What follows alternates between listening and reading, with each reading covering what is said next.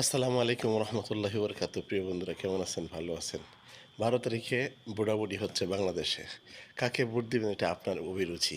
জামাতে দিতে পারেন, বিএনপি দিতে পারেন, অন্যথায় স্বতন্ত্র যে কোনো প্রার্থীকে দিতে পারেন। কিন্তু আমি একটা অনুরোধ করব, বাংলাদেশটার জন্য 54 বছরে কোনো সংস্কার হয় নাই, জনগণের বান্ধব কোনো সরকার হয় নাই। এবার যদি একটা গণভোট দেন, হয়তোবা একটু পরিবর্তন হতে পারে।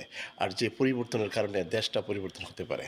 এই বাংলাদেশের মধ্যে যদি দুইটি আইন করত, একটি আইন সংসদে যারা অনিয়ম করবে, দুর্নীতি করবে, দেশের দ্রোহী করবে এবং চুরি বাটপারি করবে, তাদের সংসদ সদস্য বাতিল হবে, এবং যারা সরকারি আমলা চাকরিজীবী তারা দুর্নীতি করলে তারা চাকরিচ্যুত হবে।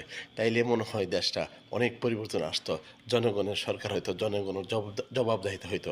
আমি আশা করব সবাই একটা করে গণভোটে দিবেন, এটাই কামনা করেছি। প্রবাস থেকে ভালো থাকবেন, সুস্থ থাকবেন, সবাই সবার জন্য দোয়া করবেন। আল্লাহ হাফেজ।